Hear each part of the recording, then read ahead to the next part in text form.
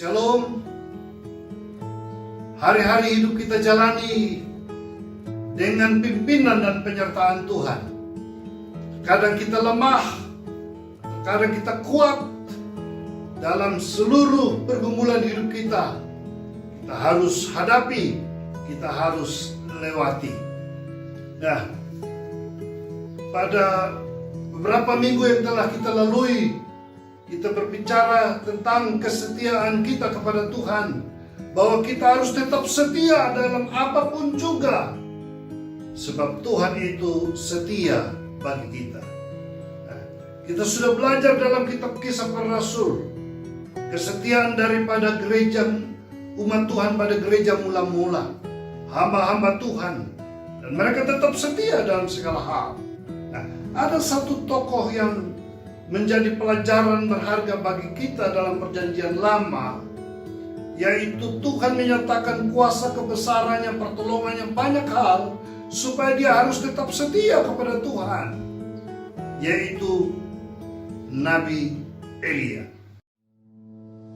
Bahwa Allah turut bekerja dalam segala sesuatu, mendatangkan kebaikan bagi yang mengasihinya.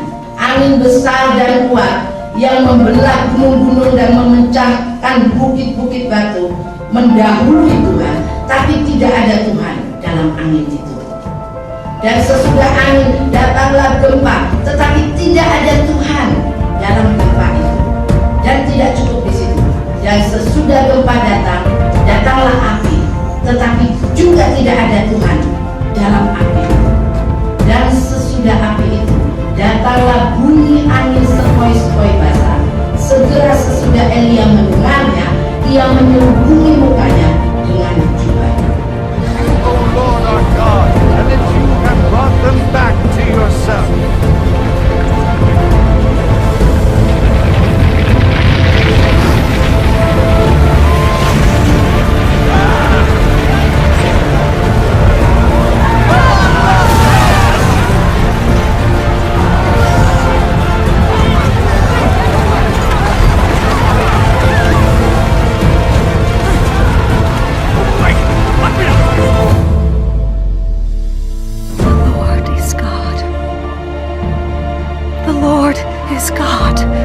Tuhan mendatangkan kebaikan bukan bagi pribadi Elia saja, tapi Tuhan mendatangkan kebaikan dan turut bekerja kepada seluruh bangsa Israel.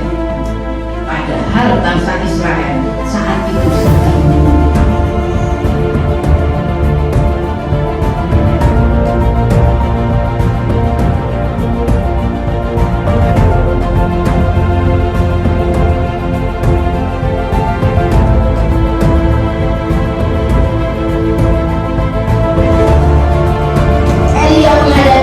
Hidup yang begitu berat di dalam pelayanan.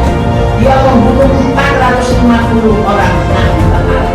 Dia juga membunuh 400 orang nabi Kasera.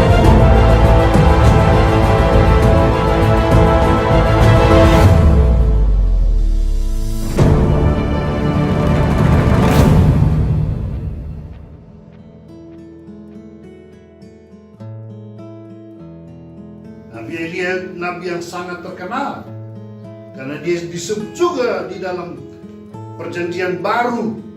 Yakobus mengutip bagaimana Elia berdoa dan mujizat itu terjadi. Saudara-saudara, kita kenal Elia, satu sosok yang luar biasa dipakai oleh Tuhan, mampu mengalahkan nabi-nabi Baal dan lain-lain. Nah, kita juga semua diberkati, dipakai oleh Tuhan. Hidup kita mengalami pimpinan penyertaan Tuhan. Dan Tuhan rindu supaya kita tetap setia. Kita diberkati supaya kita tetap setia. Semua hal Tuhan lakukan bagi hidup kita supaya kita tetap setia. Nah, yang menarik kalau belajar dari Elia, apa yang terjadi? Elia hampir gagal dalam imannya. Hampir-hampir dia menjadi orang yang tidak setia lagi. Dan saya baca itu di dalam 1 Raja-Raja pasal yang ke-19. Saudara-saudara, dalam konteks ini Elia ketika sudah mengalahkan peperangan dan lain-lain, melawan nabi-nabi Baal dan lain-lain. Tetapi datang ancaman yang tiba-tiba bagi Elia, dan Elia menjadi takut. Dan pada saat-saat inilah Elia mulai goyah, saudara-saudara. Tetapi dalam pengalaman yang dikisahkan dan dicatat dalam 1 Raja-Raja pasal yang ke-19 ayat 1 sampai ayat yang ke-18 itu sangat menarik. Bahwa apapun yang dialami oleh Elia, tetapi Allah itu tetap setia. Jadi kita mau belajar di sini bagaimana kesetiaan Allah itu dinyatakan, saudara-saudara. Sekalipun kita lemah, kadang kita tidak setia. Dan kita harus bangga, kita harus bersyukur. Kita punya Allah yang luar biasa, Allah yang tidak terbatas kuasanya, berkatnya, pertolongannya, kehadirannya. Allah yang tidak bisa dibatasi oleh ruang dan waktu, Allah yang tidak bisa dibatasi oleh siapapun juga. Allah itu setia bagi Bapak Ibu Saudara dan saya. Nah, apa yang dinyatakan bagi Elia? Kita mau belajar di sini bahwa apa bukti kesetiaan Tuhan bagi Elia. Tuhan menyatakan bukti kesetiaannya supaya Elia ini tetap setia, saudara-saudara. Nah, kalau kita pelajari dalam 1 Raja-Raja pasal 19 ini, saudara, mari kita lihat di sini bahwa Allah menyatakan kesetiaannya supaya kita tetap setia kepada Dia. Nah, belajar dari Elia pasal 19 ayat yang keempat dan 3 dan 4. Maka takutlah ia dan pergi menyelamatkan nyawanya. Dan setelah sampai di Beersheba dan yang termasuk wilayah Yehuda, ia meninggalkan bujangnya di sana. Tetapi ia sendiri masuk ke padang gurun sehari perjalanan jauhnya, lalu duduk di bawah sebuah pohon arar. Kemudian ia ingin mati, katanya, "Cukuplah itu sekarang ya Tuhan, ambillah nyawaku, sebab aku ini tidak lebih baik daripada nenek moyangku." Apa tindakan daripada Elia di sini? Satu tindakan yang membuktikan bahwa Elia sekarang mulai goyah imannya dan dia akan berubah setia kepada Tuhan. Nah, saudara-saudara, dalam kondisi seperti ini Tuhan tetap setia bagi Elia. Jadi Allah itu setia di saat kita mulai goyah. Elia mulai goyah, tetapi Tuhan tetap setia. Ya, Tuhan mau datang kepada dia. Ya, karena di sini kita lihat bahwa Elia ingin pergi menyelamatkan nyawanya. Elia pergi ke padang gurun. Perjalanan padang gurun itu perjalanan yang penuh tantangan, saudara-saudara. Dan Elia di sini minta mati. Berarti kondisi Elia, yaitu dia mulai goyah karena adanya ancaman daripada Israel. Saudara-saudara, kita hadapi realitas hidup ini. Mungkin di antara kita ada yang sudah mulai goyah imannya seperti Elia. Ada ancaman-ancaman kematian, ancaman-ancaman sakit penyakit, ancaman-ancaman ekonomi yang membuat kita mulai goyah seperti Elia. Ya, saudara, seperti Elia, nabi besar saja bisa goyah, apalagi saudara dan saya. Mungkin goyah juga iman kita. Dan di saat kita goyah inilah, apakah kita masih tetap setia atau tidak? Ada banyak orang berubah setia mereka di saat menghadapi ancaman-ancaman seperti Isabel yang sedang mengancam Elia ini. Tapi Allah setia. Dia melihat Elia sedang berjalan melewati padang gurun ini, saudara-saudara. Nah, apa yang terjadi? Allah setia kepada Elia. Di saat Elia tidak memiliki apa-apa lagi, Elia sudah melewati perjalanan ini dan Elia minta mati, saudara-saudara. Apa yang terjadi? Bukti kesetiaan Allah bagi Elia. Ayat yang kelima, demikian dikatakan, sesudah itu ia berbaring dan tidur di bawah pohon arar itu.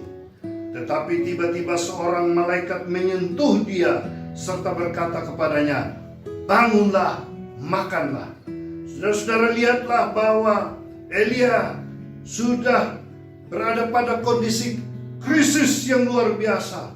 Nah, dia berubah setia. Dia ingin pergi mati saja, saudara-saudara. Tapi Tuhan masih peduli kepada dia. Melalui seorang malaikat di sana, tiba-tiba seorang malaikat menyentuh dia, bangunlah. Nah, ketika ia melihat di sekitarnya, maka pada sebelah kepalanya ada roti bakar dan sebuah kendi berisi air. Lalu ia makan dan minum, kemudian berbaring pula. Nah, pengalaman ini sampai 2 kali malaikat Tuhan datang kepada Elia. Bangunlah, makanlah supaya engkau tidak mati. Jadi berarti kesetiaan Tuhan dinyatakan kepada Elia. Saat Elia sudah tidak ada apa-apanya, Elia sudah goyah imannya. Sekarang dia hampir mati karena tidak ada makanan, saudara-saudara. Tetapi Tuhan masih datang kepada Elia melalui malaikat, menyediakan roti bakar, menyediakan minuman bagi Elia. Bangunlah dan makanlah. Bukankah ini berbicara tentang kesetiaan Allah kepada Elia, supaya Elia tetap bangkit semangatnya?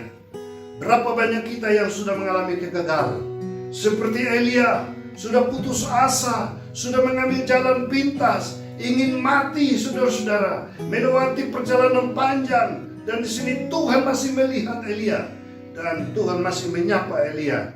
Berarti Allah itu setia. Bukti kesetiaan Allah di saat kita mengalami krisis sekalipun, Tuhan masih peduli. Jadi kalau Bapak Ibu masih diberikan berkat, Tuhan masih menyediakan roti, Tuhan masih menyediakan air, ini simbol berkat, makanan pemeliharaan Tuhan bagi kita. Tuhan masih setia kepada kita. Mari kita katakan, Tuhan masih setia kepada saya. Tuhan masih setia kepada kita semua, sekalipun kita berada dalam kesulitan hidup. Kita lihat di sini bahwa Elia melewati perjalanan panjang. Di situ dikatakan ayat yang ke-8b, ya, satu perjalanan, bangunlah bangunlah ia, lalu makan dan minum, dan oleh kekuatan makan itu ia berjalan 40 hari 40 malam lamanya sampai ke gunung Allah, yakni gunung Hor. Wah, Elia sekarang dengan kekuatan Tuhan dia masih bisa berjalan 40 hari 40 malam sampai gunung Hor. Kesetiaan Allah memberikan kemampuan kita untuk melewati perjalanan hidup kita yang panjang. Allah setia menyertai kita. Nah, kita lihat di sini luar biasa, bukan? Allah yang setia. Sekalipun telah goyah iman di tengah krisis yang dilewati, Allah setia. Tidak hanya sampai di situ, kita lihat pembacaan lebih lanjut. Elia mengalami kesetiaan Allah di saat Elia sudah tinggalkan pelayanan. Dia sudah lari dari pelayanan dan tetap ingin mati saja. Kalau tadinya dia melewati padang gurun dan berada di bawah sebuah pohon dan ingin mati, sekarang dia masuk ke sebuah gua, saudara-saudara. Dan kita lihat ayat yang ke-9. Di sana masuklah ia ke dalam sebuah gua dan bermalam di situ. Maka firman Tuhan datang kepadanya demikian, apakah kerjamu di sini, hai Elia? Tuhan datang kepada Elia saat dia masuk ke dalam sebuah gua, melarikan diri dan ingin mati. Jawabnya ayat 10, aku bekerja segiat-giatnya bagi Tuhan, Allah semesta alam, karena orang Israel meninggalkan perjanjianmu, meruntuhkan mezbah-mezbahmu, dan membunuh nabi-nabimu yang dengan pedang. Hanya aku seorang dirilah yang masih hidup, dan mereka ingin mencabut nyawaku. Jadi saudara lihatlah, Tuhan bilang, keluarlah dan berdiri di atas gunung itu di hadapan Allah. Tuhan masih setia kepada Elia. Sekalipun Elia ingin mati saja, dia sudah lari tinggalkan panggilannya, pelayanannya.